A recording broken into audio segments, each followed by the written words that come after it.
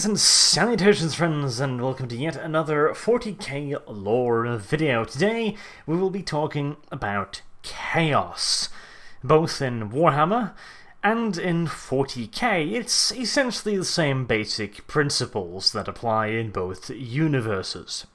First up, it is important to understand the connection between chaos and the warp. The warp is the name given to the parallel dimension that exists alongside that of Warhammer and 40k. The material versions of that, the ones you and I and everyone else live and can touch and feel and do all of the wonderful nonsense that we human like to pass our times with. Mostly violence, but occasionally other things as well. This warp dimension exists as a twisted reflection of our own world and our various doings in it. Or, more specifically, our emotions and our beliefs. The warp does not operate according to any laws of our physical universe. For example, in the warp, time is entirely irrelevant. Something that should take 5 minutes could take 5 years, or 5 seconds. Something that should be solid could be liquid, etc., etc. But it does still operate by certain logical laws. These laws are primarily defined by the happenings of our universe. For example, if our universe was a dead and barren place, the warp would also be a dead and barren place. Another example would be how the warp can be shaped and how it can shape us. Simple emotions could be compared to ripples in a pond. If you throw a small rock into the pond, it will create small ripples, barely disturbing the little fishies and other horrible creatures that live beneath the waves. It's the same with the warp and mild emotions. For example, the feeling of anger you might have when watching the postman fill your mailbox to the absolute brim with bills and advertisement, and then go back to his car to fetch a hammer so that he can force even more bills and advertisement into your poor, groaning postbox. This would create a fairly small ripple in the warp, barely noticeable. But if you were to leave the comfort of your home and brutally murder the mailman with a cheese grater, that would create a far larger ripple. And if your unusually violent protest against the establishment's need to constantly tax its citizens were to attract an audience, the ripples would grow larger still, as the onlookers are likely to find your choice of protest somewhat, disturbing. Or morbidly fascinating, depending on their various levels of perversion, but usually they'd probably be a little bit put off by the actions of the, cheese grating. To put it simply, it is the size of these ripples that determine how much energy, and therefore influence, the warp is able to harvest from it. And just like in our world, if an area provides tons of energy, or food, essentially, if you like, it will eventually become more and more populated by various creatures. These creatures of the warp, however, are also affected by the energy in a quite literal case of you become what you eat. For example, if a feeling of anger or hatred are the most prevalent sources of energy, the creatures in the warp will become aggressive and wrathful.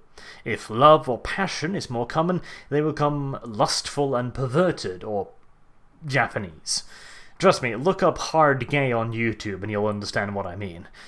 Come to think of it, I'm not entirely convinced that Masaki Sumitani isn't a Slaneshi demon himself, but that's a topic for another time.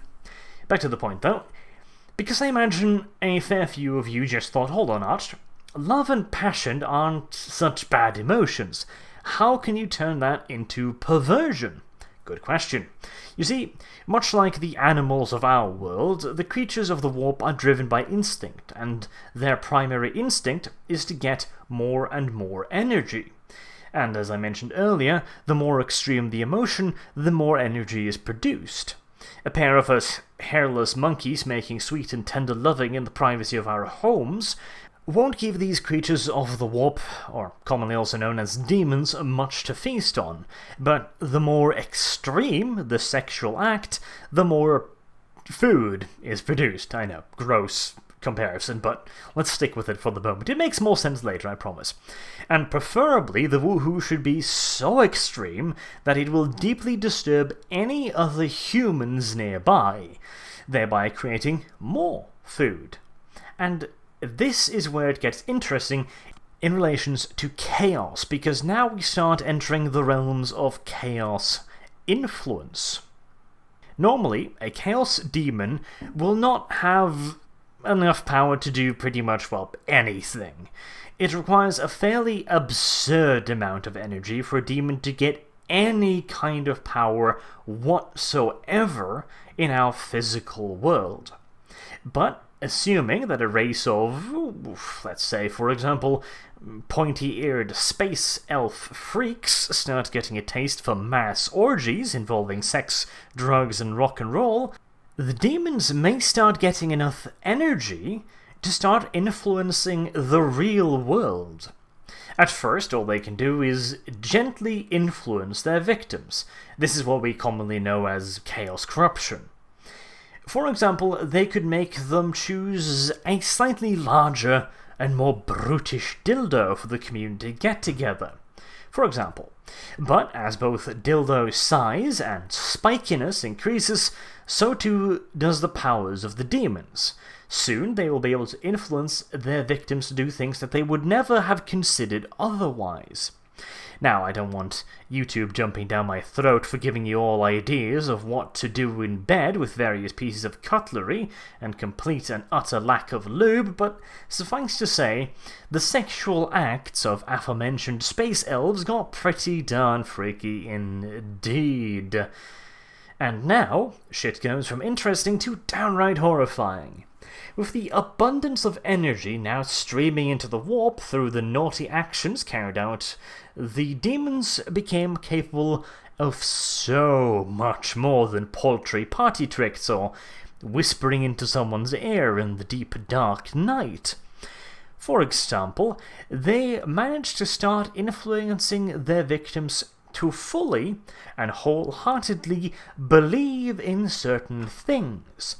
Say, for example, that there is a god of pleasure, and if you pray to him, he will grant you ever greater perversion. And here's the real key: belief. Mere emotions can only take the demons to the warp so far. They require something structured, should I perhaps say, to advance. For example, let's imagine a rural hamlet in the feudal Warhammer world. The village has a local legend that says that the reason that milk curdles and turns is because of tiny demons in the milk. If enough people believe that this is indeed the case, then there will be tiny demons in the milk. Tiny little warp demons. Now, these are different from the normal demons that just live in the warp and feed off specific emotions.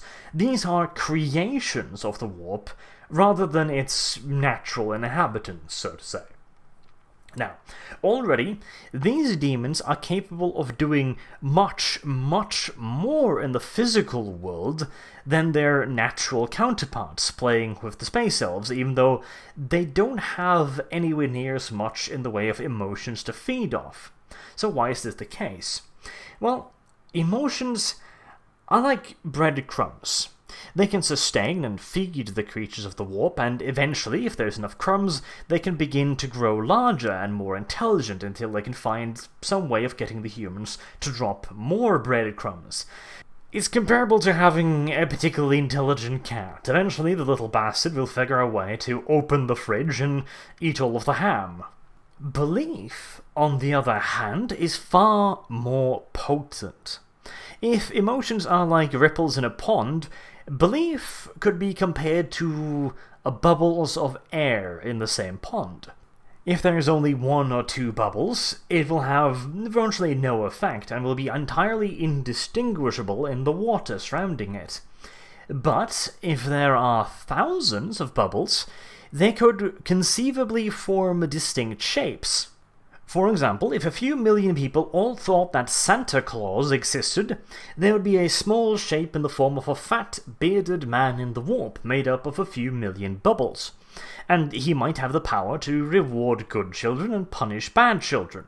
And so, seeing that some children were being rewarded with, for example, candy, more people would believe in the fat fuck in the sky, and he would gain more power, and so on and so on.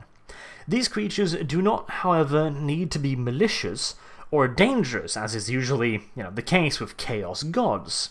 In fact, they can be entirely benign and even good, because while they too will seek to increase their energy through the same instincts as the other creatures of the warp, their primary energy income is determined by what their believers believe. So, for example, in the case of the Santa demon, he is kind of locked into the whole give rewards to good children and punishment to bad children, and so he will seek to extend his influence, so to say, by giving more rewards to more children and harsher punishment to the bad children. Such entities, however, are quite limited in their abilities. As I mentioned, the Santa Demon is already a little bit limited because his believers think that he will do certain things, as such he must do certain things. And as such, their abilities are almost entirely reliant on the beliefs of their followers. For example, again, the Santa Demon might want to punish bad little boys and girls by running them through a wood chipper, so as to set an example to the others, but he would never do so as long as his believers think and believe that the worst that he can do is to hand out some coal. A creature based on belief and emotions, however, is granted a much freer hand, as it can use the energy gained from emotions to influence the beliefs of its followers. And so we return to the pervy space elves embroiled in their galaxy-wide fuckfest. At this point, the demons have gained enough power to directly influence the decision-making process of their victims, and the Church of Pleasure is embraced by billions. The power keeps building and building and building until finally it all explodes with the birth of a Chaos God. That god's name was Slaanesh. At this point, the chaotic entity is in all due reality a god. It has the powers to directly interfere with the physical world, and can share this power with other creatures of the warp, letting them manifest physically in our world. This is why, for example, Slaanesh has its own demons and is capable of manifesting them, and not completely at will, but more or less so. We'll get into the rules of demon manifestation later, but for the time being, it's fair to assume that the demons of a specific god are slightly more powerful, because they are primarily feeding off that god's energy rather than just the random breadcrumbs in the warp. In most cases, they do still, however, need to be invited into the physical world via ritual, e.g. belief, as the only reason that most rituals work is because it is believed to work, or in extreme acts of emotions, like, for example, the violent mass murder of 1 million people. But in some cases, powerful demonic entities can enter our world and stay here in physical form, something that is extremely tempting for these creatures. You see, they are, as I mentioned, beings of instinct, and, as mentioned, a demon of anger needs and wants anger, but feeding on breadcrumbs in the warp is nothing compared to causing violence, anger, and good old-fashioned hatred in the real world. To feel the blood flow, to rip, tear, and murder in the flesh. That is the sweetest of nectars for a demon that likes violence. Currently, there are 4 main chaos gods, the so-called ruinous powers. Khorne, the blood god, Nurgle, god of pestilence and decay, Tzeentch, god of change and intrigue, and lastly the newcomer Slaanesh, the darkling prince of pleasure and violator of elves. These 4 are by far the most powerful chaos gods, but not the only 4. Not by a long shot. You remember the Santa demon? He is technically a chaos god. So is the Empire gods of Sigma and Ulrich. The Eldar gods, Isha and Cain, are chaos gods. And even the Emperor himself is almost certainly to some extent a chaos god, considering some of the new powers he has shown after getting stuck on that bright yellow chair of his. Essentially, any god that has enough believers is a chaos god, and has powers equal to their number and the power of their believers.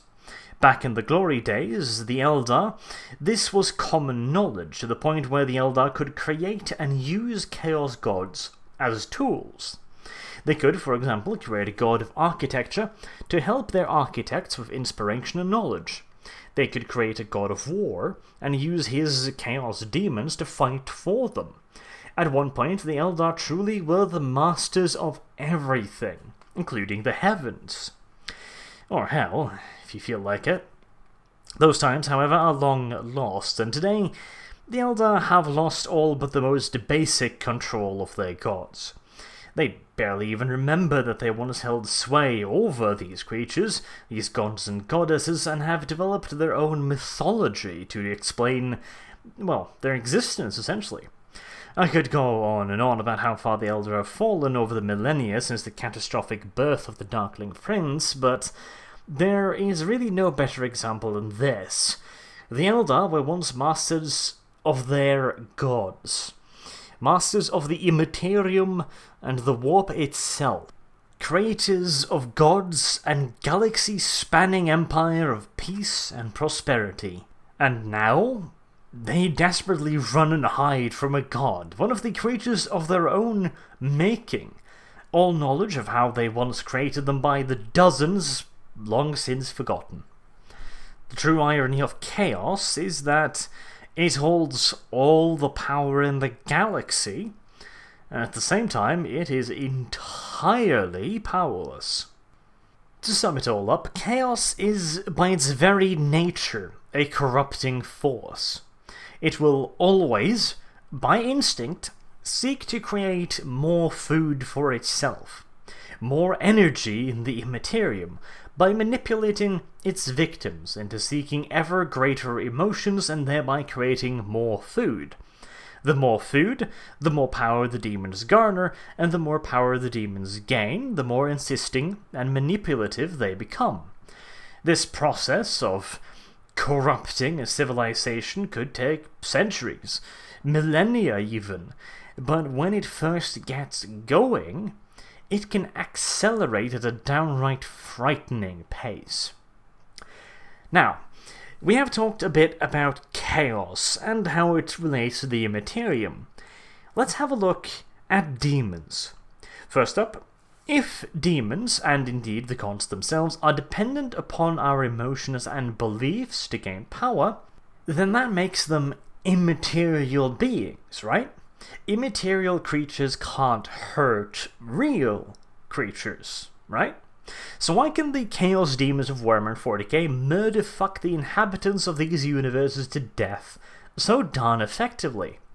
To explain that, we need to go back to the Immaterium. As I explained at the beginning, demons essentially live in the Warp, also known as the Immaterium. Seeing as the Warp is where their food is, it is natural to assume that they can live with this food, and only with this food. Essentially, a demon needs the Warp to live, because the Warp is the source of all of its energy, and indeed, that is the case. A demon cannot exist for extended periods of time without a constant supply of warp energies, through which it gains its food. As long as they have access to this energy, then the demons can materialize at that point. And once materialized, they are very, very real indeed, even though they are still technically creatures of the immaterial universe. And so, they are still also affected by belief. This means that if the local religion says that demons can be defeated by, for example, holy water, or perhaps by slapping them across the face with a plushie shaped like Shania Twain, then they can. They're also affected by the local fears. For example, if the planet in question has a population that is deathly afraid of tea kettles, then the demons will look like tea kettles. There is, however, an exception to this, though, and this is that the demons of the greater demonic powers, corn, etc., are based off essentially basic emotions like fear or anger, for example. And since pretty much all intelligent life are in some way or another susceptible to these emotions, these races are also receptive to these gods and their established image, even if they have no real knowledge of it. So basically, a bloodthirster will always look like a bloodthirster, but there might be slight differences based on the world in question. Like, for example, it might have tea kettles for feet instead of hooves, for example. But they will still be able to be defeated by what the local belief says that they can be defeated by. This is, for example, the reason of why Imperial worship looks like giant spacefaring cathedrals. The inhabitants of these massive spaceships believe that these religious icons will protect them, and so they will protect them.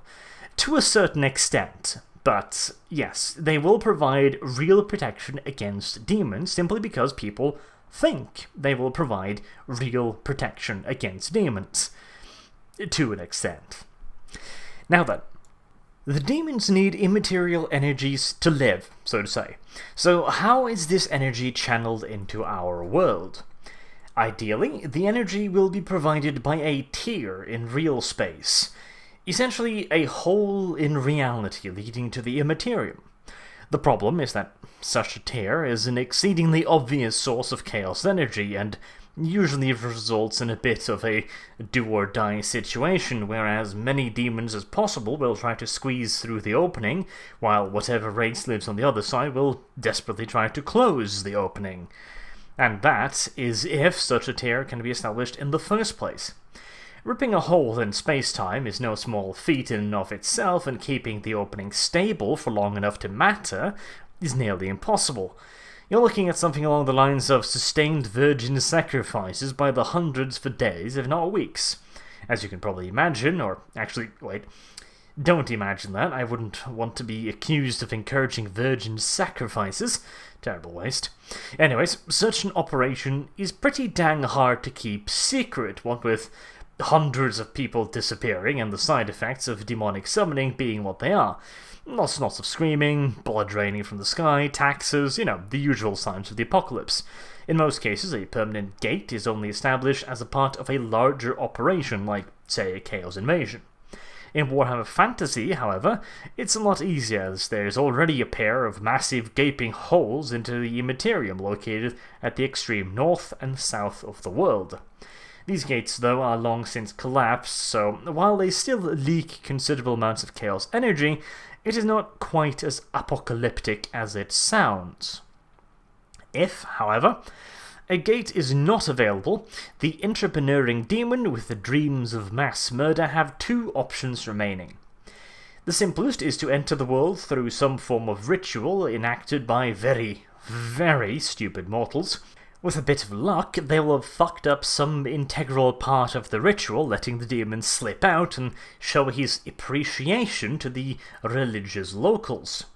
After that, the demon needs to constantly keep murdering, raping, infecting, etc., whatever tickles this particular demon's fancy, so that it can keep replenishing its energy by thinning the veil between the worlds. As usual, creating emotions, essentially, and the more extreme the better, and it's going to have to be fairly extreme to keep a demonic entity stable. This, as you can probably again imagine, is by no means an ideal solution. A rampaging demon tends to attract a lot of attention, and a single demon won't have much in the way of hope of creating a stable portal, nor of fighting off the rather annoyed locals. A far better option for the ambitious monster is a living host. A demon can possess a living creature providing the creature gives its consent, either voluntarily or by cultist persuasion. Once comfortable in its new home, the demon can roam around indistinguishable from the locals without the need to, brutally murder dozens of people a day. Unfortunately, it is not all roses and party favours. Mortals have a certain problem when it comes to hosting demonic entities. As you can probably imagine, a body has problems containing such power, and will slowly start to break down. It gets a lot harder to blend in unnoticed with the locals when your skin is sloughing off your bones and you're growing a brand new pair of goat horns. Luckily, there is a solution. Just like with all the cars, when one breaks down, you need to get another to help you get around. Except in this case, you need a new human sacrifice rather than a new Pinto. With proper maintenance, though, a fresh carcass can last for quite a while, depending on use and the local climate, so a demonic creature can get away with stacking up a few dozen bodies over the course of a year, rather than in a day. While in human form, the demon is a lot stronger and faster than a regular human, and can use some limited chaotic abilities, and so it's not going to have too much of a problem gaining more volunteers. Additionally, of course, the more misguided individuals amongst the local population would probably be fairly easy to persuade that, well, you're a god, because technically you kind of are, being a demonic entity and stuff, so that's a good thing. And it's a hell of a lot easier to stay hidden if, one, you don't have to rack up a massive body count, and two, if you have the cooperation of some local people, preferably a cultist organization. This is one of the reasons why some chaos cults start to begin with.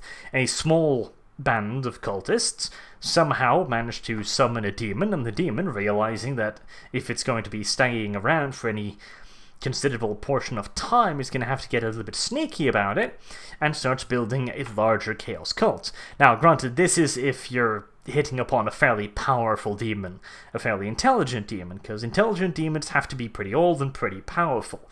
If you just summon something basic like a bloodletter, which is essentially just the manifestation of rage, it's gonna have some problems remaining, shall we say, calm and collected enough to come up with these various ideas. In that case, it's pretty much just going to murder stuff, and then eventually either dissipate harmlessly back into the warp when no more sustenance is available, or it's going to be hunted down by the locals.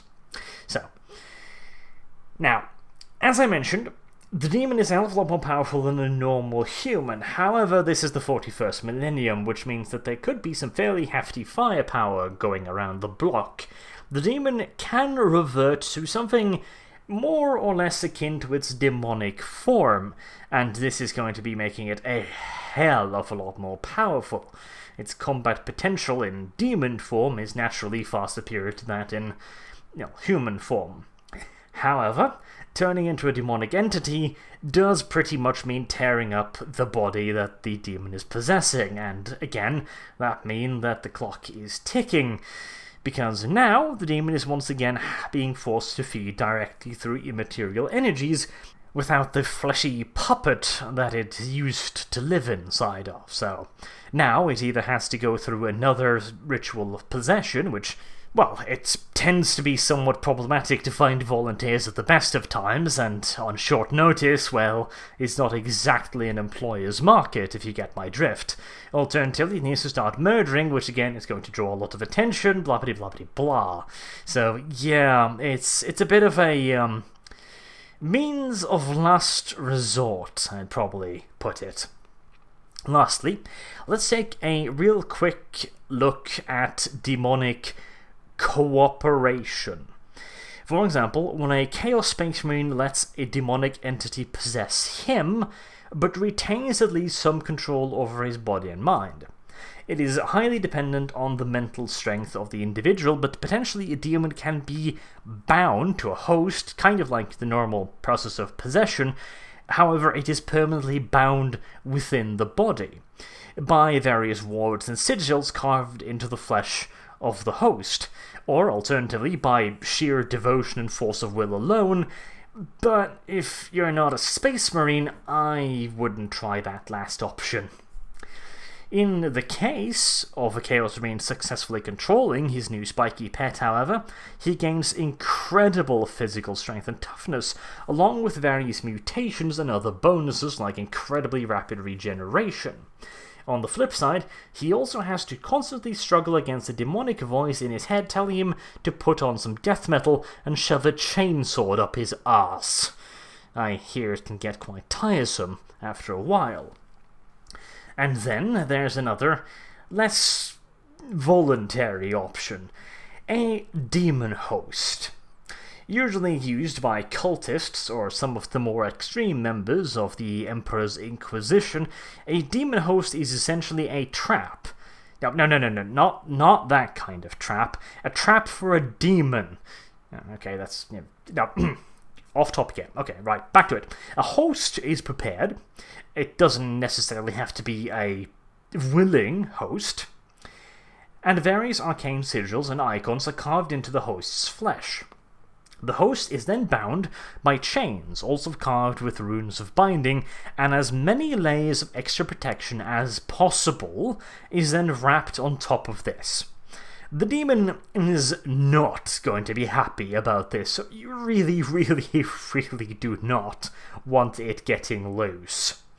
Once all of the precautions have been made and double-checked and triple-checked and then checked again just to be sure, the demon is tempted into its new home by various ritualistic means. This usually is not too problematic a thing because, as we mentioned earlier, it is the goal of pretty much any demon to get a flesh and blood host so it can start fucking around in the real world, and long term it wants to create a portal so it can keep playing for all eternity, so on. And once the demon is inside the demon host, it can't escape. In fact, it is forced to obey the orders of its new masters, because if it doesn't, the various bindings placed on the hosts doubles as a fashionable shock collar with an extremely high voltage level. Now, demons might be used to pain, but fling enough mud at the wall and some of it's gonna stick. Not to mention that, at this point, the demon host is essentially sustained by the demonic entities, so the host is, at this point, functionally immortal. And the demon, being a creature of the Immaterium, time doesn't really make any difference to it, so it is also functionally immortal, which means that the functionally immortal being is now stuck in an eternal hell of pain and suffering. As you can imagine, such a punishment tends to be rather motivating when it comes to cooperation. I mean, Christianity, and well, most religions in fact, has been using this particular stick for a very, very long time indeed. And so ends another lore video. Still, a few things about Chaos to talk about. Might make a couple more videos specifically on demons, the greater powers themselves, demon hosts, etc., but that's a topic for another time. If you haven't realised already, 40k is a fairly expansive topic. So, until then, I have been Arch. Thank you very much for listening, and I do hope to see you all again soon. Have a good day.